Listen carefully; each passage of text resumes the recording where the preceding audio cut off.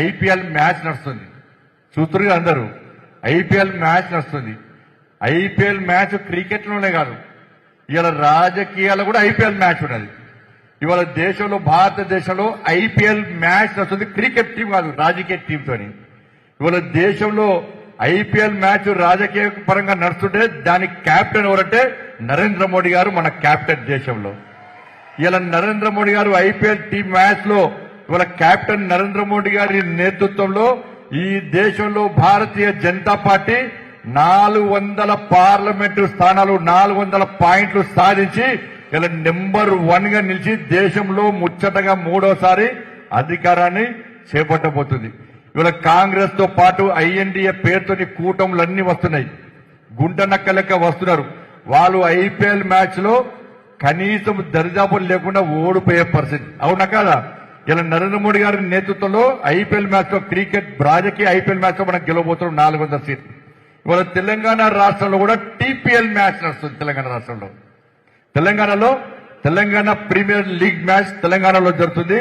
మన క్యాప్టెన్ ఎవరంటే కిషన్ రెడ్డి గారు, మన క్యాప్టెన్. ఈ తెలంగాణలో టీపీఎల్ మ్యాచ్ లో క్రికెట్ టీం కు కెప్టెన్ గా కిషన్ రెడ్డి గారి నేతృత్వంలో భారతీయ జనతా పార్టీ ఒకవైపు పోటీ చేస్తుంటే, మరోవైపు కాంగ్రెస్, బీఆర్ఎస్ పార్టీలు ఎంఐఎం పార్టీతోని, ఆ పార్టీతోని, ఈ పార్టీతో కలిసి వాళ్ళు గుంపుగా వస్తున్నది.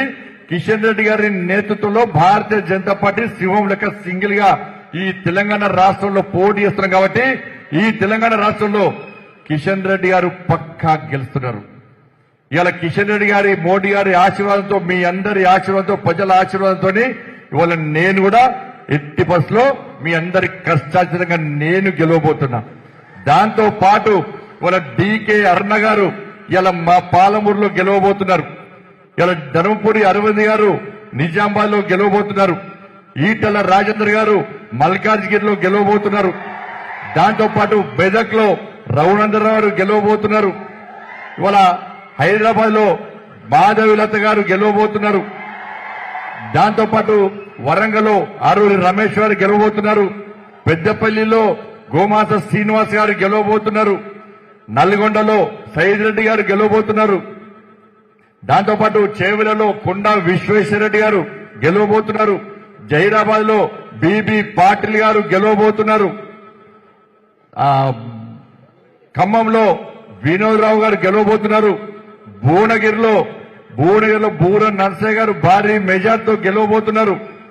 ఇట్లా అన్ని అయిపోయినా ఇంకోనే ఆదిలాబాద్ నగేష్ గారు, వారు కూడా తప్పకుండా భారీ మెజార్టీతో గెలవబోతున్నారు.